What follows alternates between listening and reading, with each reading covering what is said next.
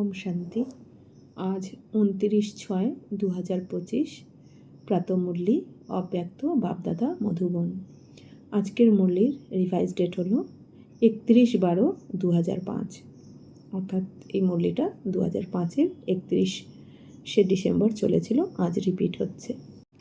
মুরলির সার: নতুন বছরে নিজের পুরানো সমূহ সংস্কার যোগ অগ্নিতে ভস্য করে ব্রহ্মা বাবা সমান ত্যাগ, তপস্যা ও সেবাতে নম্বর 1 হও। তো বাবা বলেছেন যে নতুন বছরে, যেহেতু 31শে ডিসেম্বরের মুরলি, তো এই জন্য বাবা বলছেন নতুন বছরে নিজের পুরানো সমূহ সংস্কার। তো আমাদের পুরানো সংস্কার যেগুলো কাম, ক্রোধ, লোভ, মোহ, অহংকারের সংস্কার বা পরনিন্দা, পরচর্চা, ব্যর্থ কথা, এগুলো চিন্তাভাবনা, তো এগুলো বাবা বলছেন কি যোগ অগ্নিতে ভস্য করতে হবে। বাবার সাথে যোগযুক্ত হয়ে তো সেই যোগের অগ্নিতে সমস্ত পুরনো সংস্কারকে ভস্য করে ব্রহ্মা বাবার সমান ত্যাগী আর তপস্যা আর সেবাতে নম্বর 1 হতে হবে। ব্রহ্মা বাবা যেমন সব কিছু ত্যাগ করেছেন, এক বাবা, দ্বিতীয় কেউ নয়, এরকম তপস্যা করেছেন আর সেবাও করেছেন তার সাথে সাথে মহাদানী। তো এরকম আমাদের নম্বর 1 হতে হবে। তো মিষ্টি মিষ্টি বাপদাদা বলছেন, তোমরা হয় সম্মুখে আছো অথবা দূরে বসে হৃদয়ের সমীপে আছো। চতুর্দিকের তোমাদের সবাইকে আজ বাপদাদা 3 প্রকারে অভিনন্দন জানাচ্ছেন। তো বাবা কি বলছেন যে তোমরা মধুবনে মুরলি চলছে, তাই বাবা বলছেন তোমরা বাবার সামনেই আছো বা দূরে কোথাও বসে আছো, মধুবনের বাইরে যে যেখানেই আছো না কেন, কিন্তু বাপদাদা হৃদয়েতেই তোমরা বসে আছো। তো আজ বাপদাদা 3 প্রকারে অভিনন্দন জানাচ্ছেন। তো 1 নবজীবনের অভিনন্দন, 2 নবযুগের অভিনন্দন, আর 3 আজকের দিনে নতুন বছরের অভিনন্দন। তো বাবা আমাদের কিভাবে 3 রকম অভিনন্দন জানাচ্ছেন। 1 হচ্ছে নবজীবন, অর্থাৎ আমাদের নতুন জীবন, এটা ব্রাহ্মণ জীবন, অলৌকিক জীবন বা আমাদের ঈশ্বরীয় জীবন। তো এই জীবনের অভিনন্দন জানাচ্ছেন। 2 হচ্ছে নতুন যুগের অভিনন্দন জানাচ্ছেন। যেহেতু আমরা এখন কি নতুন বছর তো শুধু পালন করি না, আমরা তো সবসময় আমাদের কি আনন্দে থাকি, আমাদের তো রোজই এটা মনে হয় যে আমাদের জন্য নতুন যুগ আসছে। আর 3 নম্বর হচ্ছে নতুন বছরের অভিনন্দন জানাচ্ছেন বাবা। তোমরাও সবাই নতুন বছরের অভিনন্দন জানাতে এবং নিতে এসেছো। তো মধুবনেও এই দিন সবাই বাবাকে অভিনন্দন জানাতেও গেছে নতুন বছরের, আর অভিনন্দন নিতেও গেছে বাবার থেকে। বাস্তবে নির্মল হৃদয়ের খুশির অভিনন্দন তোমরা ব্রাহ্মণ আত্মারা নিয়েও থাকো আর দিয়েও থাকো। তো বাবা বলছেন তোমরা তো হৃদয়ের খুশির অভিনন্দন নিজেরাও নাও বাবার থেকে, আর তোমরাও দাও বাবাকে, বাপদাদাকে। তো আজকের দিনের মাহাত্ম্য আছে বিদায়েরও আর কল্যাণকারী শুভেচ্ছারও। তো বাপদাদা বলছেন সঙ্গম যুগের মহিমার কারণই হলো এই পুরানো বছর আর নতুন বছরের সঙ্গমের মহিমা। যেখানে দুটো নদী মিলিত হয় সেটা সঙ্গম, তারও মহিমা আছে। যেখানে নদী আর সাগরের সঙ্গম হয় তারও মহিমা রয়েছে। তো বাবা বলছেন সঙ্গম যুগের মহিমার কারণ কি? কারণ হচ্ছে পুরানো বছর যখন যায়, নতুন দিন, নতুন বছর আসে, অর্থাৎ 31শে ডিসেম্বর পুরানো বছর সমাপ্ত হয়, আর পরের দিন 1 জানুয়ারি যখন আসে, তো সেই বছরের যে সঙ্গমটা, একটা বছর পুরানো বছর শেষ হয়ে নতুন বছর যখন এন্ট্রি করে, সেই সময়টা সঙ্গম। আর একটা বাবা বলছেন যেখানে দুটো নদী মিলিত হয় সেটাও একটা সঙ্গম। তো বাবা বলছেন সেই মহিমা রয়েছে। যেখানে নদী আর সাগরের সঙ্গম হয় তারও মহিমা রয়েছে। নদী গিয়ে যেখানে সাগরে মিলিত হয় সেই মহিমাও রয়েছে। কিন্তু সর্বাপেক্ষা বড় মহিমা এই সঙ্গম যুগের, বাবা বলছেন পুরুষোত্তম সঙ্গম যুগের, যখন নাকি কলিযুগের সমাপ্তি আর নতুন যুগের অর্থাৎ সত্যযুগের সূচনা হয়। তো যেখানে তোমরা ভাগ্যবান ব্রাহ্মণ আত্মারা বসে আছো। এই নেশা আছে, তাই না? যদি তোমাকে কেউ জিজ্ঞাসা করে তুমি কোন সময়ে রয়েছো, কলিযুগে আছো নাকি সত্যযুগে আছো, তাহলে গর্বের সাথে কি বলবে? আমি এই সময় পুরুষোত্তম সঙ্গম যুগে আছি। তোমরা কলিযুগই নও, সঙ্গম যুগী। আর এই সঙ্গম যুগের বিশেষ মহিমা কেন রয়েছে? কেননা ভগবান আর বাচ্চাদের মিলন হয়, মেলা হয়, যা কোনো যুগে হয় না। তো বাবা বলছেন কি, তোমরা তো সেই মেলায় উদযাপন করতে এসেছো। তো সব থেকে বাবা বলছেন পুরানো বছর গিয়ে যখন নতুন বছর আসে সেই সঙ্গমও হয়, আবার নদীর সাথে নদীর যে মিলন হয় সেই সঙ্গম, আবার নদী গিয়ে যখন সাগরে মিলিত হয় সেই সঙ্গম হয়। কিন্তু এত সঙ্গমের মধ্যেও সবথেকে গুরুত্ব, সবথেকে মহত্ব রয়েছে এই পুরুষোত্তম সঙ্গম যুগের, যেটা 5000 বছর পর পর এই একবারই হয়। অর্থাৎ পুরানো দুনিয়ার বিনাশ হয়ে নতুন দুনিয়ার স্থাপনা হয়। তো বাবা বলছেন যে তো এই সময় এই সঙ্গম যুগের বেশি মাহাত্ম্য কেন, মহিমা কেন? কারণ এই সময় আত্মার সাথে পরমাত্মার মিলন হয়, বাচ্চাদের সাথে ভগবানের মিলন হয়, যেটা আর কোনো যুগে কিন্তু হয় না। তো প্রত্যেক বাচ্চার ভাগ্য দেখে বাবা এখন আনন্দিত হন। বা ভাগ্যবান বাচ্চারা, বা নিজের ভাগ্যকে দেখে হৃদয়ে নিজের প্রতি বাহ আমি বা আমার ভাগ্য বা আমার বাবা বা আমার ব্রাহ্মণ পরিবার তো এই বায়ের গীত অটোমেটিক্যালি গেয়ে থাকো তোমরা, তাই না? তো আজ এই সঙ্গমের সময় তোমরা নিজেদের অভ্যন্তরে ভেবে নিয়েছো যে কোন কোন বিষয় বিদায় দিতে হবে। ভেবেছ সবাই? সদাকালের জন্য বিদায় দিলে সদাকালের অভিনন্দন উদযাপন করতে পারবে। অর্থাৎ বাবা বলছেন কি, তোমাদের যা যা পুরানো সংস্কার রয়েছে, স্বভাব সংস্কার, যেগুলো তোমাদের দুঃখ দেয়, তোমাদের রাগ, জেদ, অহংকার, লোভ, মোহ ইত্যাদি, তো এগুলো যদি বিদায় দিতে পারো সদাকালের জন্য, তাহলে তোমরা সদাকালের জন্যই অভিনন্দন উদযাপন করতে পারবে, তাই না?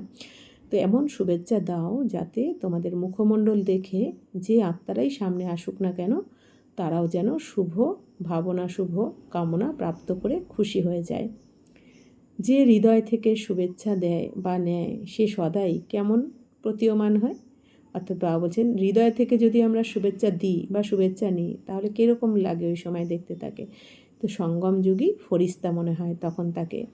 অর্থাৎ সে হালকা থাকে একদম। ফরিস্তা অর্থাৎ যার দেহ আর দেহের দুনিয়ার সাথে কোনো রিস্তা নেই, একদম হালকা, কোনো বোঝ নেই যার।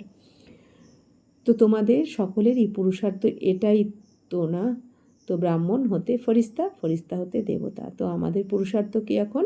এখন আমাদের নতুন জন্ম হচ্ছে ব্রাহ্মণ জন্ম। তো ব্রাহ্মণ থেকে এখন আমরা ফরিস্তা হব, আর ফরিস্তা থেকে দেবতা হব। অর্থাৎ এখন আমরা পুরুষার্থ করছি। এখন আমরা ব্রাহ্মণ হয়ে বাবার কাছে পুরুষার্থ করছি, আর আমাদের পুরুষার্থের দ্বারা সমস্ত বিকর্মকে ভস্ম করে আমাদের হালকা হতে হবে এখন একদম। কোনো বোঝ আর যেন আমাদের আত্মার মধ্যে না থাকে। তাহলে কি হয়ে যাব? ফরিস্তা, একদম লাইট স্বরূপ। আত্মার লাইট আর আমাদের স্থিতিও লাইট হয়ে যাবে, সেটাকেই বলা হয় ফরিস্তা। আর ফরিস্তা হয়ে গেলে তারপরে কী হব? দেবতা। কেননা বাবাকে সর্বপ্রকার সংকল্প এবং প্রবৃত্তির যে কোনো কিছু কর্মের বোঝা রয়েছে সেসব তো দিয়ে দিয়েছ, তাই না? তো এখন আমরা ব্রাহ্মণ থেকে ফরিস্তার, ফরিস্তা থেকে দেবতা কি করে হব? কারণ কি, আমরা আমাদের সমস্ত ধরনের সংকল্প এবং প্রবৃত্তির যে কোনো কিছু, আমাদের সমস্ত বোঝা আমরা এখন বাবাকে দিয়েছি। আমাদের যে 63 জন্মের কর্মের বোঝা, তো বাবাকে যখন পেলাম আমরা বাবাকে দিয়ে দিয়েছি। তো বাবাকে দিয়ে হালকা হয়ে গেছি আমরা। তো বাবা বলছেন, বোঝা দিয়ে দিয়েছো নাকি একটু রয়ে গেছে? কেননা সামান্যতম বোঝা তোমাদের ফরিস্তা হতে দেবে না, হালকা হতে দেবে না, যদি একটুও বোঝা নিজের ওপর রাখো। তো এখন বাবা কি বলেন? তন মন ধন জন সম্বন্ধ সম্পর্ক সব কিছু যদি বাবাকে আমরা মন বুদ্ধির দ্বারা যে সমর্পণ করি, যে বাবা এখন সব কিছু তোমার, আর আমি শুধু কি বাবার, আর বাবা আমার, ব্যাস এই মন বুদ্ধিতে রাখলে কি হবে? কোনো কিছুর প্রতি আমাদের বোঝা মনে হবে না, কারণ বাবাকে দিয়েছি, বাবা সামলাবেন। তো এখন যখন বাবা এসেছেন বাচ্চাদের বোঝা নেওয়ার জন্য, তখন বোঝা দেওয়া কঠিন কি? কঠিন নাকি সহজ? তাই বাবা বলছেন যে বাবা তো তোমাদের বোঝা নিতে এসেছেন, বাবা বাচ্চাদের পরিশ্রম দেখতে পারেন না, তো বাবা তো চাইছেন বোঝা। তো বাবাকে দিয়ে আমাদের হালকা হয়ে যাওয়া উচিত। আর আমাদের সমস্ত দায়িত্ব, সমস্ত সব রকমের দায়িত্ব যখন আমরা ভগবানের হাতে, বাবার হাতে দিয়ে দিই, তখন বাবা কত সুন্দর করে সব কিছু সামলে দেবেন। সব কিছু আমাদের কি চিন্তা করার দরকার আছে কি? আর আমরা যে কোনো কিছু, যে কোনো দায়িত্ব, যে কোনো পরিস্থিতি আমরা যেভাবে সামলাবো, তো তার থেকে যখন বাবার হাতে দেব, তো বাবা কত সুন্দর করে সব কিছু মেনটেন করবেন। তো আমাদের নিশ্চিন্ত তখন আমরা হতে পারবো। তো দেখো বাপ দাদা সব বাচ্চাকে কি বলেন, ও আমার নিশ্চিন্ত বাচ্চারা, তো বোঝার চিন্তা হয়। তো বাবা বলছেন, বাবা আমাদের এখন কি বলছেন বাপ দাদা, যে আমার নিশ্চিন্ত বাদশা, তো মানে কি নিশ্চিন্ত রাজা বাচ্চারা আমার। তো বাবা বলছেন কি, যে আমি তো তোমাদের বোঝা নিতে এসেছি, তুমি এখন নিশ্চিন্ত থাকো, বাবার ওপর সব বোঝ দিয়ে তুমি নিশ্চিন্ত থাকো। তো বাবা বলছেন কি, যে আমি তোমাদের সব কিছু এত সুন্দর সামলে দেব যেটা তোমরাও পারবে না আর কি। তো বোঝা নেওয়ার জন্য বাবা এসেছেন, কারণ বাবা দেখছেন 63 জন্ম যাবৎ বোঝা উঠাতে সব বাচ্চা অনেক ভারী হয়ে গেছে।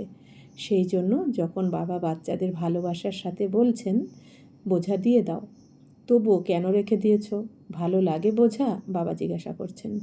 বাবা বলছেন যে বাচ্চারা, বাবা তো দেখেছেন 63 জন্ম ধরে তোমরা বোঝা ওঠাতে অনেক ভারী হয়ে গেছে, অর্থাৎ আত্মা অনেক ভারী হয়ে গেছে। এই জন্যই তো এখন একটু সামান্য কথাতেই কি হয়, আমরা আত্মারা দুঃখী হয়ে যাই, চিন্তা করতে থাকি, হতাশ হয়ে যাই, নিরাশ হয়ে যাই, তাই না? তো হয়তো আমাদের জীবনে পরিস্থিতি হয়নি, আমাদের আশেপাশে কারো হয়েছে, তাদেরকে দেখেও আমরা ভয়তে ভাবি যদি আমারও হয়। তো এইরকম মানে আত্মা এতটাই কমজোর হয়ে গেছে, ভারী হয়ে গেছে, একটুতেই আমাদের চিন্তা হতে থাকে। তাই বাবা কি বলছেন, যে এটা তো 63 জন্ম ধরে তোমরা আত্মারা ভারী হয়ে গেছো, এখন বাবা তো নিতে এসেছেন সমস্ত বোঝা, তো বাবাকে দিয়ে দাও, দিতেও জানতে হবে, বাবাকে দিয়ে নিশ্চিন্ত থাকতে হবে। তো সেই জন্য বাবা কি বলছেন, যে তো সব বোঝা কেন রেখে দিয়েছো তোমরা, ভালো লাগে কি বোঝা নিতে? বোঝা কেউ যদি আমরা যখন যদি 2 হাতে ভারী 20 কেজি করে ওয়েট নিয়ে যাই, আর যদি কেউ এসে একজন বলে যে দাও তুমি এত নিতে পারছো না, তোমার ওয়েটটা আমাকে দিয়ে দাও, তখন আমাদের কি মনে হবে, হালকা অনুভব হবে, শান্তির অনুভব হবে। তো বাবা তো বলছেন তোমাদের সমস্ত বোঝা আমাকে দিয়ে দাও, তোমাদের তন মন ধন জন সব কিছু তোমরা হালকা থাকো, নিশ্চিন্ত থাকো, খালি মন বুদ্ধির দ্বারা বাবাকে স্মরণ করতে থাকো। তো সবচাইতে সূক্ষ্ম বোঝা হলো পুরানো সংস্কারের। তো বাবা বলছেন সব থেকে সূক্ষ্ম বোঝা কি, তোমাদের এই পুরানো সংস্কার যেগুলো আমাদের রয়েছে, লোভ সামলাতে পারি না, মোহ, অহংকার, রাগ বিশেষ করে, তো এগুলো বাপ দাদা সব বাচ্চার এই বছরের চার্ট দেখেছেন, কেননা এই বছর সম্পূর্ণ হতে চলেছে। তোমরাও সবাই বছরের নিজের চার্ট করে থাকবে। তো বাপ দাদা দেখেছেন যে কিছু বাচ্চার এই পুরানো সংসারের আকর্ষণ কম হয়েছে, পুরানো সম্বন্ধেরও আকর্ষণ কম হয়েছে, কিন্তু মেজরিটির মধ্যে পুরানো সংস্কার ও তার বোঝা রয়েছে। তো বাবা বলছেন যে বাবা এটা দেখেছেন যে বাচ্চারা আমরা বাবার শ্রীমতে চলে বাবাকে ভালোবেসে বাবাকে আমরা বোঝা দিয়েছি, তো এই জন্য আমাদের সংসারের প্রতি আকর্ষণ আগের তুলনায় কম হয়েছে, আমি আমার এই ভাব কম হয়েছে, সম্বন্ধের আকর্ষণও কম হয়েছে। কিন্তু বাবা বলছেন কি, কিন্তু তোমাদের বেশিরভাগ পুরানো সংস্কারটা বোঝা বেশিরভাগের বাচ্চাদেরই রয়ে গেছে, যেমন রাগের সংস্কার, জেদ, লোভ, মোহ, অহংকার, এই সংস্কারগুলো বাবা বলছেন রয়ে গেছে, এগুলো সম্পূর্ণ এখনও ছাড়তে পারোনি তোমরা। তো আজ বাপদাদা সব বাচ্চাকে অভিনন্দনের সাথে সাথে এই ইশারাও দেন যে এই থেকে যাওয়া সংস্কার সময়কালে কিন্তু প্রতারণাও করবে, আর অন্তিমে প্রতারণা করার নিমিত্ত হয়ে যাবে। সেই জন্য আজ সংস্কারের সংস্করণ করো। তো বাবা বলছেন কি, যে আজকে যেই সংস্কারটা, পুরনো সংস্কারটা তোমার মিটিয়ে ফেলবে না, বাবাকে দিতে পারবে না, নিজের কাছে রাখবে, অন্তিম সময় কিন্তু এমন একটা পরিস্থিতি আসবে যে তোমার ওই সংস্কারের বশীভূত হয়ে যাবে তুমি, আর তোমার হার হবে তখন।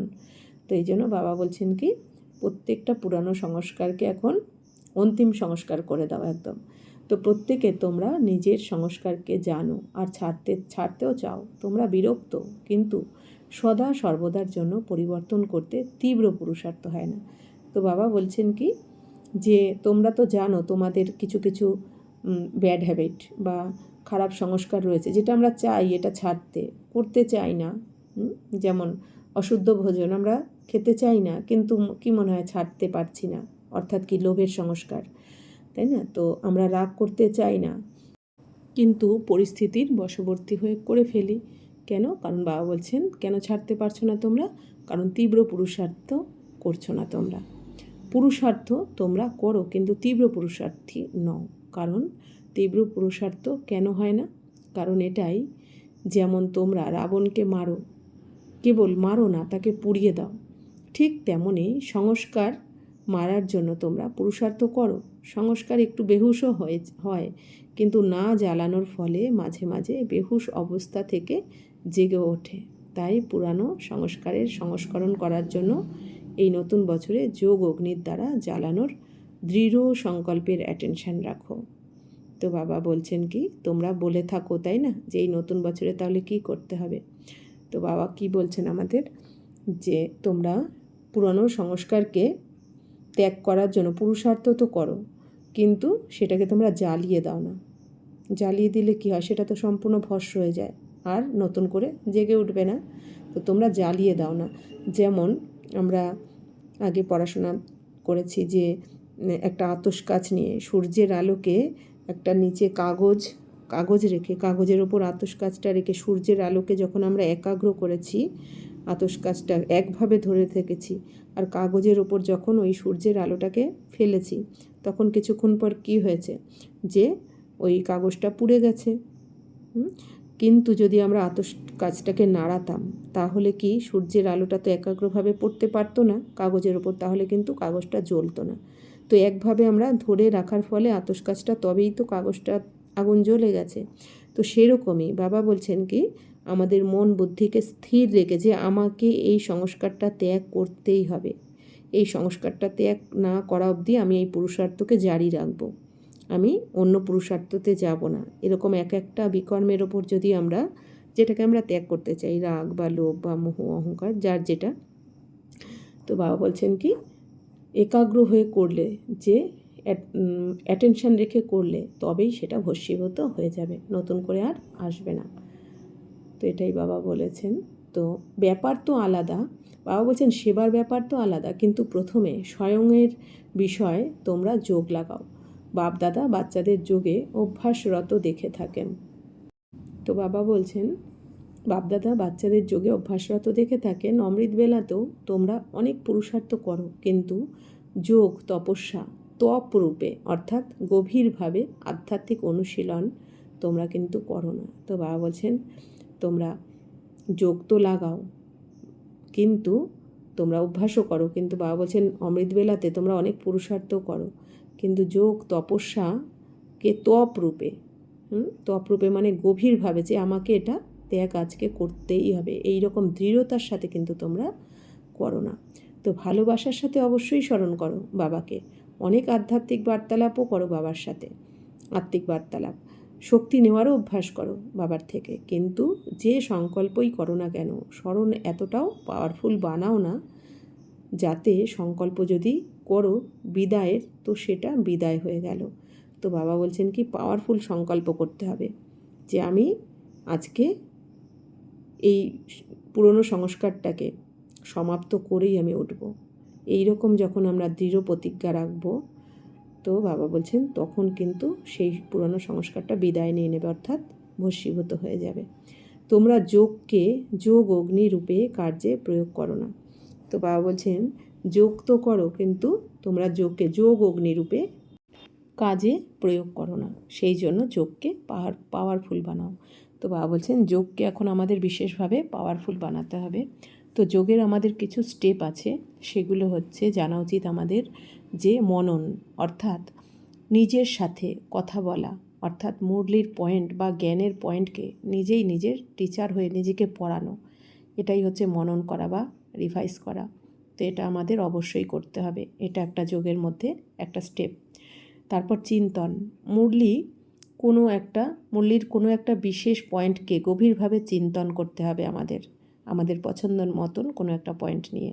তারপর মন্থন, অর্থাৎ যে কথাটাকে চিন্তন করেছি সেই কথাটিকে আলাদা আলাদা দৃষ্টিভঙ্গিতে দেখে চিন্তন করলে তীর লেগে যাবে, বা মাখন বেরোলে, বা নতুন কোনো স্পষ্টীকরণ বের করতে পারবো।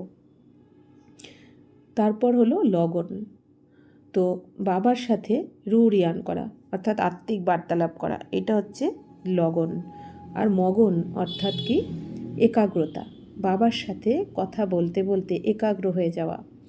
একাগ্র অর্থাৎ মন আর বুদ্ধি একই লাইনে চলবে। তো সেটা হলো একাগ্রতা। মন যা ভাববে বুদ্ধি সেটাই ভিজুয়ালাইজ করাবে, সেটাই হলো একাগ্রতা। একাগ্রতা মানে কি, মন যদি, একটা উদাহরণ, মন যদি আমাদের সমুদ্রের কথা ভাবে, সংকল্প করে সমুদ্র, তো বুদ্ধি আমাকে সেই সমুদ্রই যেন দেখায়। তার মানে কি, আমার মন সংকল্প করছে সমুদ্র আর বুদ্ধি নিয়ে গেল পাহাড়ে, তো তার মানে মন একাগ্র হয়নি। তো এরকম আমাদের একাগ্রতা আনতে হবে, যে আমি যদি মন সংকল্প করলো পরমধাম, তো বুদ্ধি যেন আমাকে পরমধামেই নিয়ে যায়। তো এটা হচ্ছে আমাদের একাগ্রতা পাওয়ার। আর হচ্ছে অগণ, যেমন সূর্যের আলোকে লেন্সের মাধ্যমে একটা কাগজের ওপর একভাবে ধরলে আগুন জ্বলে যায় বা পুড়ে যায়, লেন্স নাড়ালে কিন্তু আগুন জ্বলবে না। তো এই অগণ বা অগ্নি একাগ্র করলেই প্রজ্বলিত হবে। তো এটাই হলো যোগ অগ্নি, এতেই বিকর্ম বিনাশ হয়। তো এই অভ্যাস বেশি করলে আত্মার লাইট ব্রাইট হয়ে যাবে। তো বাবা বলছেন এই রকম যোগকে তোমাদের পাওয়ারফুল বানাতে হবে। তো একাগ্রতার শক্তি সংস্কার ভস্ম করার জন্য বিশেষভাবে আবশ্যক। যে একাগ্রতার কথা বললাম আমরা, এরকমভাবে আমাদের একাগ্র হতে হবে। যে স্বরূপে একাগ্র হতে চাও, যত সময় একাগ্র হতে চাও, ঠিক সেভাবে একাগ্রতার সংকল্প করলে তোমরা সংস্কার ভস্ম করতে পারবে। তো বাবা তো আমাদের সব কিছু বিধি বলে দিচ্ছেন, আমাদের খালি অ্যাপ্লাই করতে হবে জীবনে। একেই বলে যোগগ্নি। নামের চিহ্ন মাত্র সমাপ্ত, মেরে ফেললে তবুও লাশ তো থাকে, তাই না? তো ভস্ম হওয়ার পর তার এই লেশ মাত্র শেষ হয়ে যায়। তো এই বছরে যোগকে পাওয়ারফুল স্টেজে পৌঁছাও, বাবা বলছেন। সুতরাং যে স্বরূপে থাকতে চাও তোমরা, যখন মাস্টার সর্বশক্তিমান, তখন কোনো কিছু সমাপ্ত করার শক্তিকে অর্ডার করবে, আর সেই শক্তি তোমাদের অর্ডার মানবে না, এ তো হতেই পারে না। তো বাবা কি বলছেন, আমরা সর্বশক্তিমানের সন্তান, মাস্টার সর্বশক্তিমান ভগবানের সন্তান, আর আমরা যদি আমাদের শক্তিকে অর্ডার করি আর আমাদের শক্তি অর্ডার মানবে না, আমাদের পুরনো স্বভাব সংস্কারকে মেরে ফেলবে না, এটা তো বাবা বলছেন হতেই পারে না। মালিক তোমরা নিজেদের মাস্টার বলে থাকো, তাই না? সুতরাং মাস্টার অর্ডার করবে, আর শক্তি যদি হাজির না হয় তাহলে কি সে মাস্টার হয়?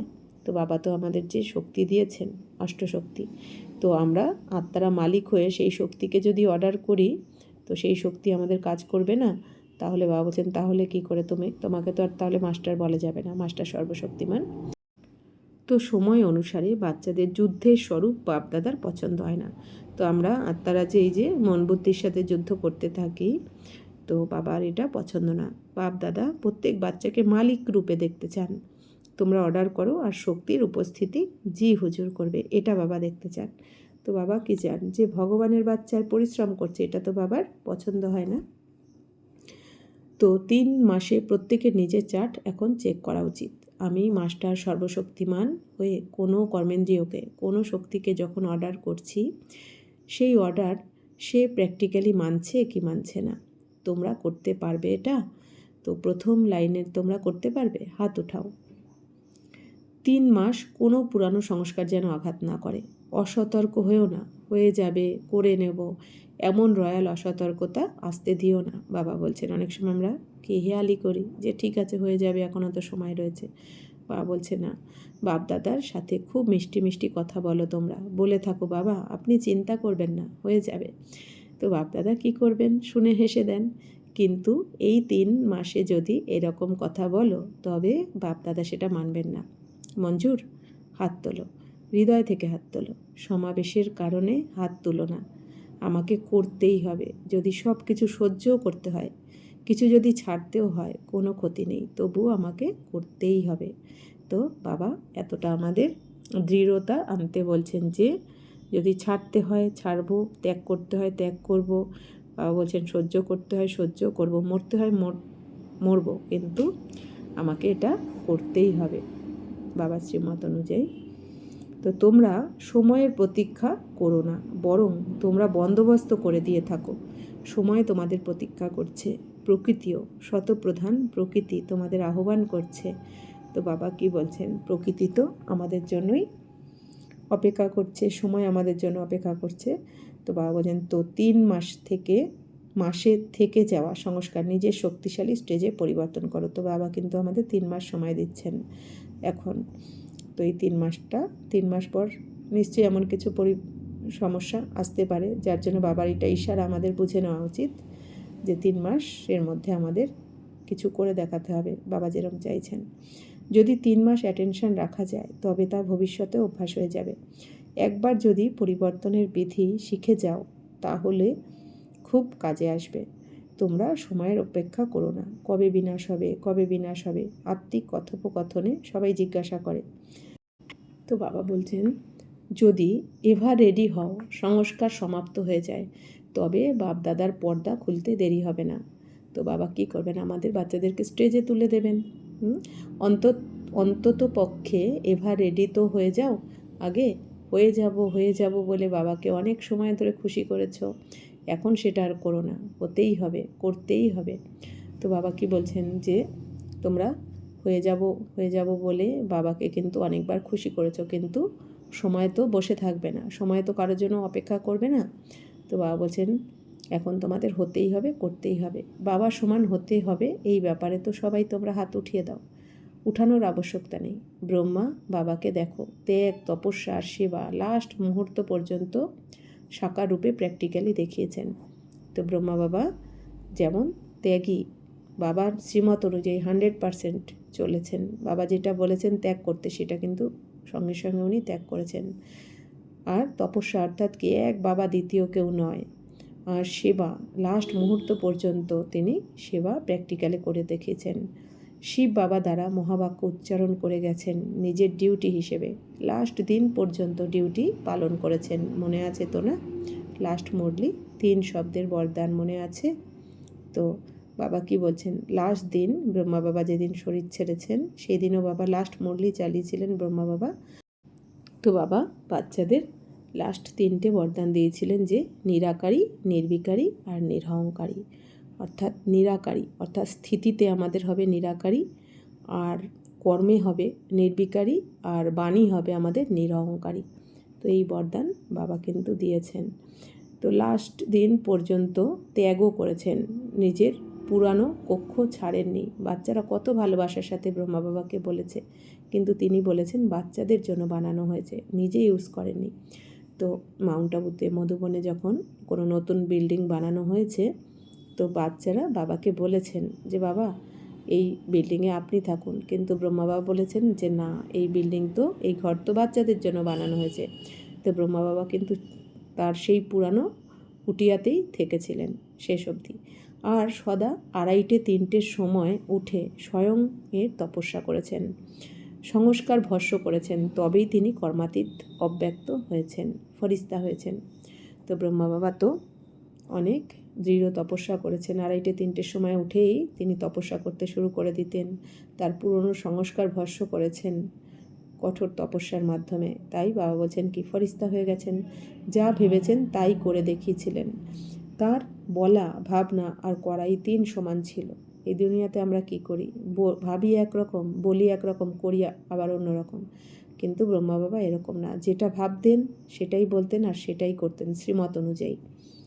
তো বাবা কি বলছেন, তোমরাও ফলো ফাদার করো, ব্রহ্মা বাবা যেভাবে করেছেন তোমরাও সেইভাবে করো।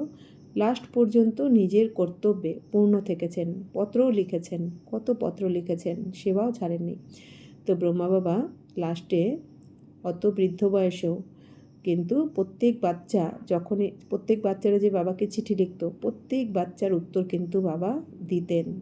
কখনো বাবা ক্লান্ত অনুভব করেননি, খুশি খুশিতে। বাচ্চারা জানে বাচ্চারা কি অপেক্ষা করে বসে থাকবে বাবার উত্তরের জন্য, এই জন্য বাবা রাত জেগে হলেও কিন্তু সবার পত্রের উত্তর দিয়েছেন, পত্র লিখেছেন আর সেবাও করেছেন, সেবাও ছাড়েননি। তো অখণ্ড মহাদানী নয়, অখণ্ড মহাদানী প্র্যাকটিক্যাল রূপ দেখিয়েছেন শেষ পর্যন্ত। লাস্ট পর্যন্ত বিনা আধারে তপস্বী রূপে বসেছেন। এখন বাচ্চারা বসার জন্য আধার নেয়, তাই না? কিন্তু ফাদার ব্রহ্মা আদি থেকে অন্ত পর্যন্ত তপস্বী রূপ বজায় রেখেছেন, চোখে চশমা পরেননি। এটা সূক্ষ্ম শক্তি, নিরাধার, অর্থাৎ কোনো কিছুর আধার তিনি নেননি। তো বাবা বলছেন কি, ব্রহ্মা বাবা যেমন কোনো কিছুর আধার না নিয়েই তিনি তপস্যা করে দেখিয়েছেন, তো তোমাদেরও চেষ্টা করা উচিত ব্রহ্মা বাবাকে ফলো করার। আচ্ছা, চতুর্দিকের সদা উৎসাহ উদ্দীপনায় যারা অগ্রচালিত, সদা মনোবলের সাথে বাপদাদার পদম গুণ সহায়তার যোগ্য এমন বাচ্চাদের। সদা বিজয়ী রত্ন, সব কল্পে বিজয়ী হয়েছিল, এখনও আছে, আর প্রতিকল্পে বিজয়ী হয়েই আছে এমন বিজয়ী বাচ্চাদের। সদা এক বাবা, দ্বিতীয় কেউ নয়। না সংসারের আকর্ষণ, না সংস্কারের আকর্ষণ, এই দুই আকর্ষণ থেকে মুক্ত থাকা সদা বাবা সমান বাচ্চাদের বাপদাদার স্মরণের স্নেহ সমান আর নমস্কার। হাম রুহানি बच्चों को भी रूहानी बाप दादा को पदम गुना नमस्ते नमस्ते नमस्ते। থ্যাংক ইউ বাবা, শুক্রিয়া বাবা। বরদান, সদাকালের অ্যাটেনশনের দ্বারা বিজয় মালায় গাঁথা হয়ে বহু সময়ের বিজয়ী ভব। বহু সময়ের বিজয়ী বিজয় মালার দানা হয়। তো বিজয়ী হওয়ার জন্য সদা বাবাকে সামনে রাখো। যা বাবা করেছেন তাই আমাকে করতে হবে। তো বাবা বলছেন, কখনো কখনো আমি বিজয়ী হলাম শ্রীমতে চলে, আবার কখনো কখনো মায়ার প্রভাবে পড়ে আমার হার হলো। তো একে তো সে কি করে বিজয়মালায় আসবে? তো এই জন্য বাবা বলছেন, বহু সময়ের যদি বিজয়ী হও তুমি, তবে বিজয়মালার দানা হয়ে যাবে। তো বিজয়ী হওয়ার জন্য বাবা বলছেন সবসময় বাবাকে সামনে রাখো। যেটা বাবা করেছেন সেটা আমাকেও করে দেখাতে হবে, ফলো করতে হবে আমাকে। প্রতি কদমে যা বাবার সংকল্প সেটাই বাচ্চাদের সংকল্প, যা বাবার বল সেটাই বাচ্চাদের বল হতে হবে, তবেই বিজয়ী হবে। তো আমাদের কীরকম পুরুষার্থ করা উচিত? যে ব্রহ্মা বাবাকে ফলো করতে হবে আমাদের। যেমন বাবার বাণী, তো সেরকম আমাদের বাণী হওয়া উচিত। যেমন ব্রহ্মা বাবার সংকল্প, আমাদেরও সেরকম সংকল্প হওয়া উচিত। যেমন ব্রহ্মা বাবার কর্ম, আমাদেরও সেরকম কর্ম হওয়া উচিত। তো বাবা বলছেন তবেই তোমরা বিজয়ী হতে পারবে। এই অ্যাটেনশন সদাকালের জন্য প্রয়োজন, তবে সদাকালের রাজ্যভাগ্য প্রাপ্ত হবে। তো বাবা বলছেন এখন যদি সঙ্গমে তোমরা সদাকালের জন্য অ্যাটেনশন দিয়ে বিজয়ী হও, তাহলে স্বর্গতেও সদাকালের জন্য রাজ্যভাগ্য প্রাপ্ত করবে। কেননা যে যেরকম পুরুষার্থ করবে সেই অনুযায়ী সে প্রালব্ধ ফল ভোগ করবে। সদা সর্বদার পুরুষার্থ যদি হয় তবে সদাকালের রাজ্যভাগ্য হবে। স্লোগান, সেবাতে সদা জি হাজির করাই ভালোবাসার প্রকৃত প্রমাণ। তো বাবা বলছেন যদি বাবাকে আমরা প্রকৃত ভালোবাসি, তাহলে বাবা সেবাতে সবসময় আমাদের জি হাজির করা উচিত। ওম শান্তি।